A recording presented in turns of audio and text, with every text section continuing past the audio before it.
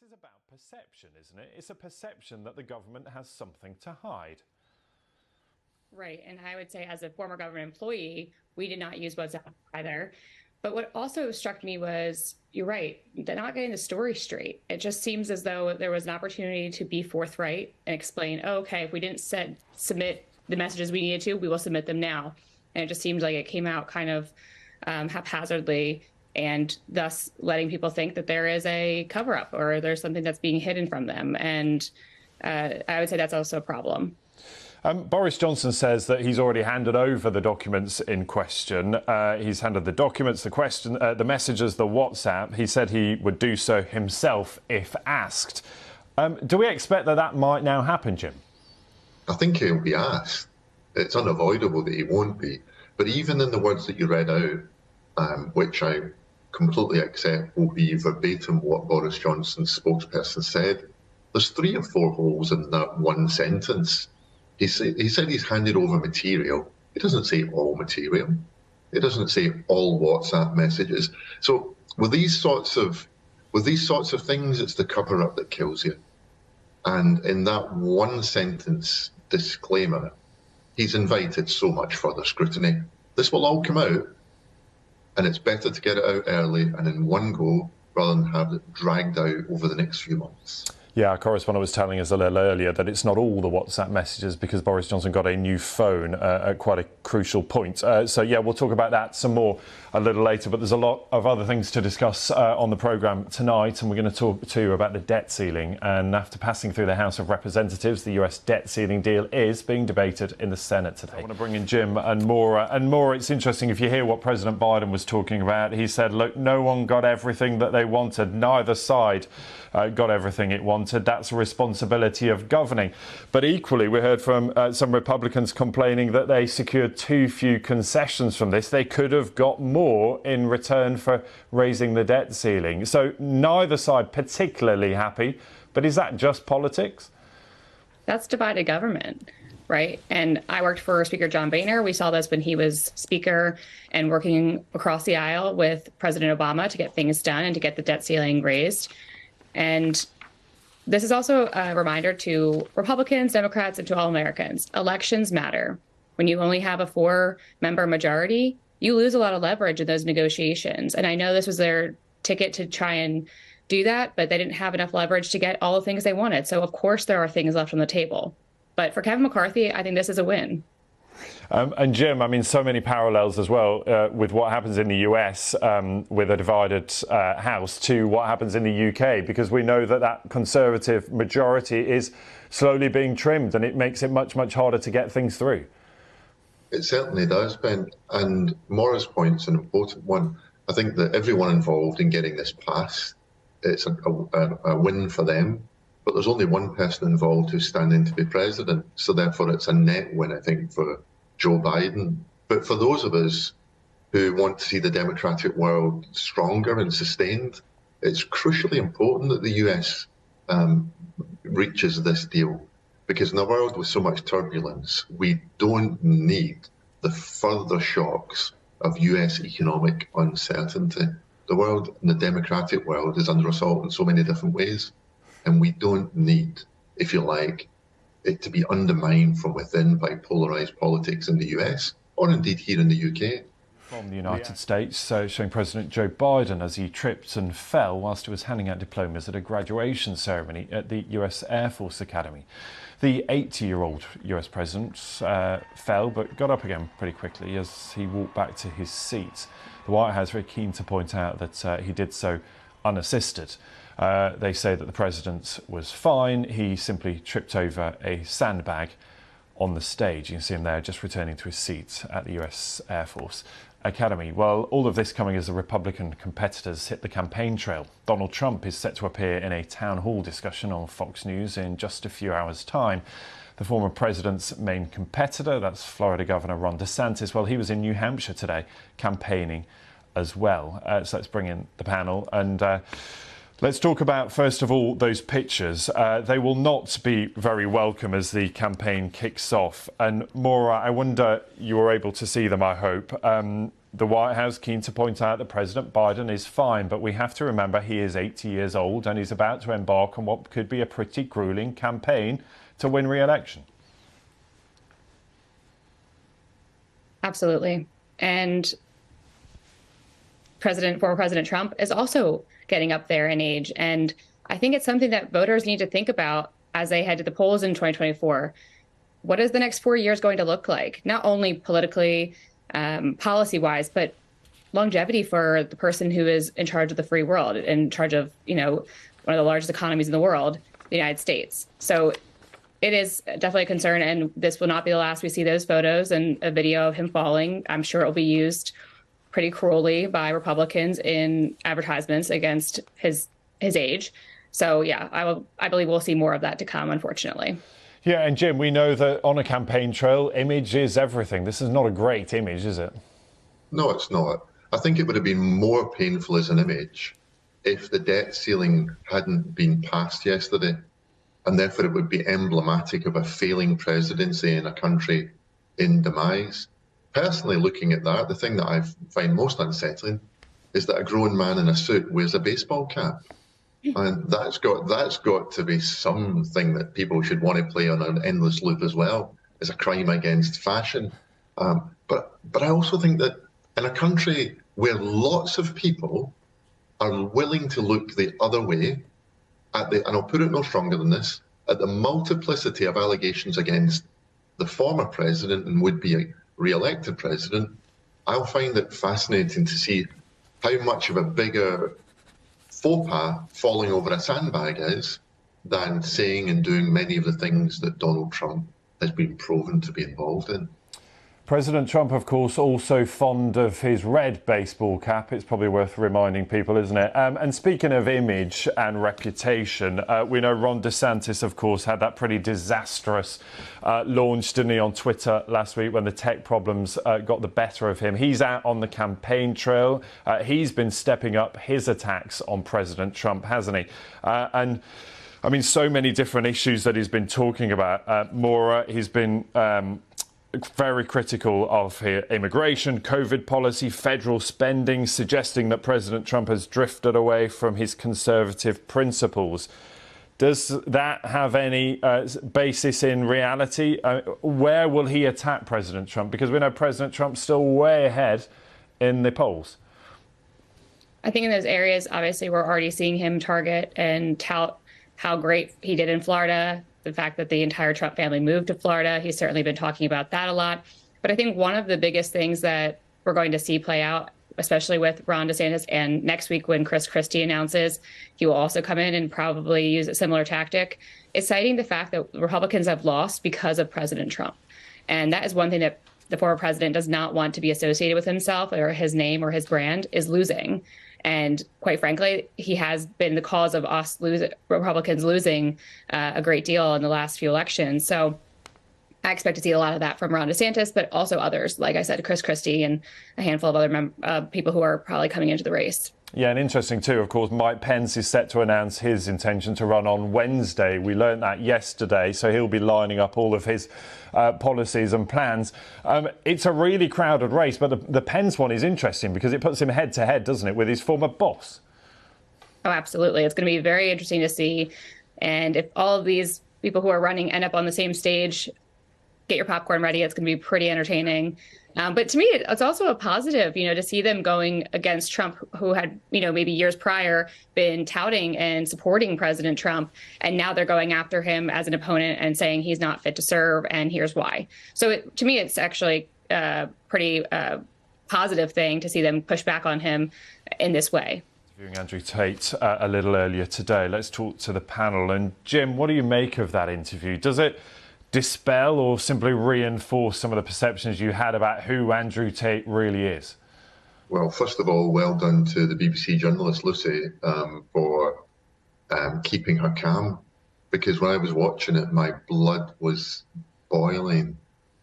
But as much as he angers me, he inspires others, and that's part of our societal problem.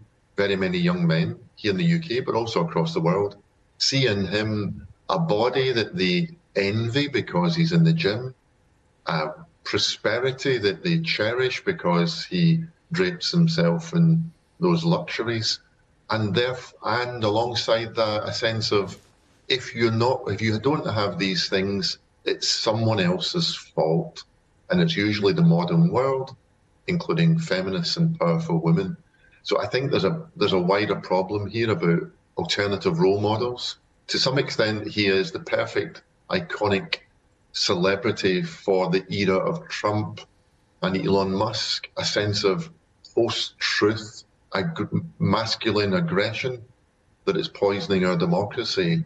And we have to wake up more widely to it and find a way of challenging it. Yeah, and I want to come back to that point in just a second. Let's bring in Maura at this point, because here in the UK, Maura, police groups and teachers have been very vocally critical of Andrew Tate. Is he a known figure in the United States? I've never heard of him, and quite frankly, I'm glad that I don't know who that is. Yeah, and I think that's the interesting point, isn't it? Followed by millions and millions of people, particularly maybe young men here in the UK, and wanting perhaps to spread his appeal elsewhere, but interesting that not known yet in the United States. But that point that you raised, Jim, is a really important one, isn't it? It's the division, it's the blame game, it's saying that someone else is at fault for any problems rather than perhaps your own situation. Politics has been guilty of that sort of rhetoric recently too, hasn't it? Of course it has. Across the world. But if we could take any part of this programme and show it to Andrew Tate, I would love to take the 5 seconds of video where you asked Maura what she thought of Andrew Tate, and she just said, pan-faced, I've never heard of him. That would just be beautiful video for him to record him watching that, because that's the way I would like it to be. But unfortunately, Maura, I worry that more and more young men in particular in the States will be exposed to him or the next iteration of him in a way that is really unhealthy. But you are right, Ben. Politics hasn't escaped this scapegoating of others in the UK and the US or in very many countries across the world at the moment. Yeah, and Maura, his fame has grown thanks to social media, the ability that he has to speak directly to millions of his followers without any sort of third-party checks and balances. And that is the problem here, isn't it? These people are able to speak directly to their audience. They don't have to play by the rules that perhaps anyone else has to. And it builds a cult following. And in some cases, parents of those children don't even know that their children are being exposed to it. It's all those things are concerning. All the things he said make me sick, quite frankly. But social media plays such a big role in it. But what you also mentioned, having this platform to speak to millions of people without being fact-checked in real time. And so that information is getting to them without any, like you said, third party or any research on their own end to see if that is actually true. Is that based in any kind of fact whatsoever? Or is this person just spewing things and I'm eating it up because part of me feels like that too? And that's scary. And is it really just too easy to just say that's not true? I don't recognise that. And as Lucy was putting those statements to him saying, this is what you've said on your website, he just said, no, that's not me. He just dismissed it. And to his followers, people who have bought into him, they're going to believe him. Why wouldn't they? And that's what we have to combat. And I don't know how we get there. But to the point you were making earlier about how many young people in the UK are following him, that is a concern of what the future looks like. Yeah, there'll be a lot of debate about this. That really interesting combative interview there from Lucy Williamson. Thank you for now. Around the world and across the UK, you are watching BBC News. You're live with BBC News. Now, there is a big event happening tonight in Washington. For once, it's got nothing to do with politics. It is the final of the Scripps National Spelling Bee. 11 brainy students from across 50 states have made it through to this year's final, but only one of them will take home the star prize. It's $50,000 in cash. The honour, of course, too, of being the 2023 Spelling Bee champion.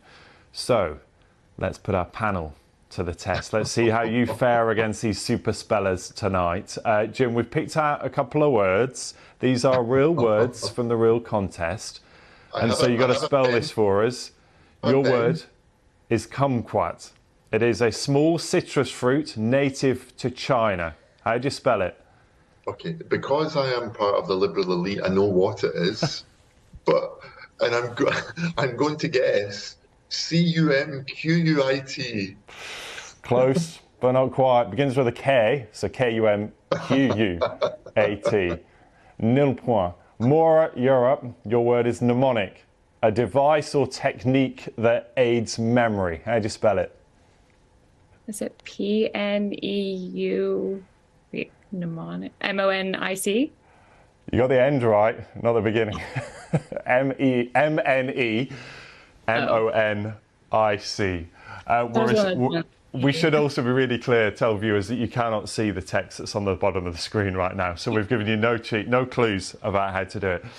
Well, you both failed dismally, so I don't know why we have you on the panel. When do we get to ask you one of the words? You don't.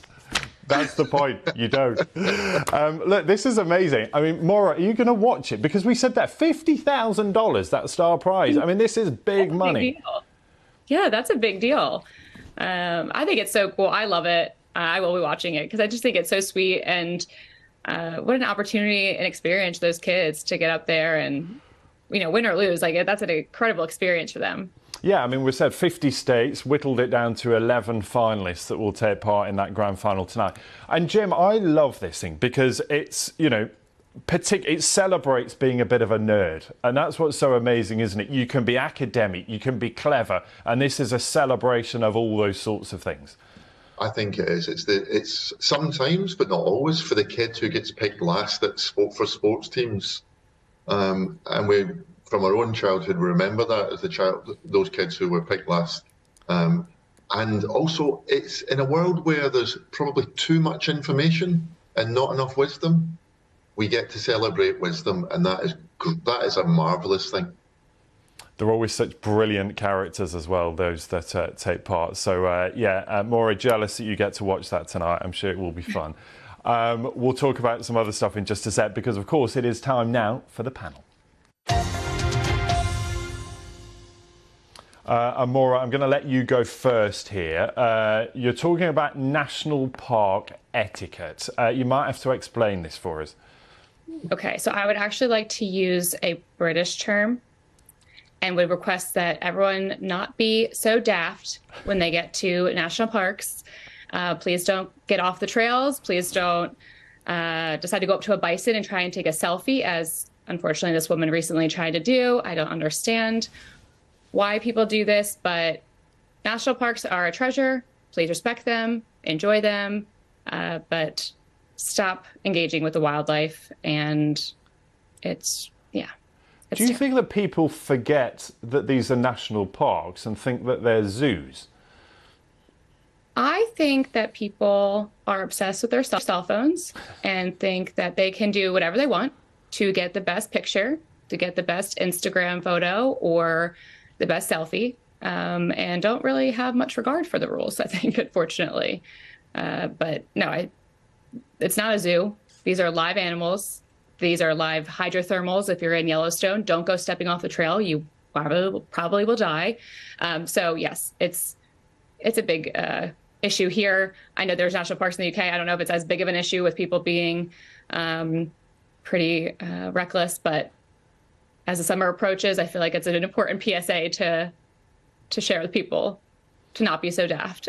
And Jim, do you think this is basically evidence that we've sort of forgotten about the divide between the real world and maybe stuff we see on telly and on screens, and we just kind of think we forget where animals come from, that they are wild animals? Well, we don't have any crocodiles, to the best of my knowledge, here in Scotland or anywhere in the UK. There's other stuff to be afraid of, though, isn't there? Yeah, there's a lot of things to be afraid of in Scotland. But I think this idea that if you don't have a selfie, then you weren't there. I think it's just become all pervasive, and we just got to get used to it. I'm sorry, Maura. I think in 10 years' time, it'll be something even more ridiculous than being daft in a national park. Yeah, if you don't have a picture of it, it clearly didn't happen, does it? Jim, you can talk to me about Jose Mourinho, who doesn't want silver medals. Why not? Yeah, so there's a story here that not everyone watching the BBC around the world will know, but last night, the second competition in European football, you use an American term, you used an English, British one earlier, Maura, soccer, and his team, Roma, lost. And Jose Mourinho is the most vulgar of all managers. He's managed in most of the leagues in Europe and been sacked from all of the leagues in Europe. And last evening, his team lost the final, and he threw his losers a silver medal into the crowd. Now, that wasn't a lovely gesture. It was just further vulgarity. And I don't enjoy this trend in football, which is if you come second, you're presented with your medal, you take it off your neck straight away and never see it again. At the Olympics, people happily, not happily, but people proudly stand on the silver podium and the bronze podium and bite into the medal. And I think football can learn from other sports in a way that... Yeah, there's a fine line, I guess, isn't there, between, you know, being ambitious and competitive and then maybe being a bit of a sore loser. Because he said, I don't want silver medals, I don't keep silver medals, so I gave it away. Yeah, but you get a silver medal, but you aren't the only entry in the contest. There was hundreds of teams that entered that competition, and you did come second. But except you didn't want to come second, but no one who stands on the silver medal rostrum at the Olympics listens to the person with the gold medal's national anthem, throws away the silver medal. Yeah. I don't enjoy it. Again, it's a modern fad. Perhaps I'm just getting old and grumpy. And the thing that strikes me, both Jim and Maura, you know, with both of the stories that you've shown me tonight, is this is about adults setting an example to the next generation. You know, people getting too close to animals, Mourinho throwing away medals. None of this says this is how you behave in public. Absolutely. It's a disturbing trend, and kind of makes you wonder what the future is going to look like if this is how we behave. And Jim, what sort of lessons should parents be setting in this sort of stuff? Or, you know, as you touched on there, sportsmen sending that message to, you know, the young fans, that's not a great example. It's not, and as you can probably see from my background, perhaps, I've got some football tops behind the screen. I've been to watch children's football. I've tried to referee children's football, and it's not an enjoyable experience. The parents take it more seriously than the children. They scream and shout, and occasionally you have to send parents off. We've talked about this on the programme. Some of the refs having to wear body cams at sort of Saturday League football matches. I mean, it's incredible that we've got to that stage. Yeah, I've had to send parents off the pitch for screaming and shouting and using foul language. I can only guess what they're talking about, how they talk to the kids behind closed doors. But yeah, that's the problem. Perhaps we're just old people bemoaning the modern world. We can all be grumpy together here on the programme, Jim. You're all right. You're in good company. Maura, Jim, really lovely to see you. Thanks for your contributions tonight. You've been watching The Context on BBC News. See you soon. Bye-bye.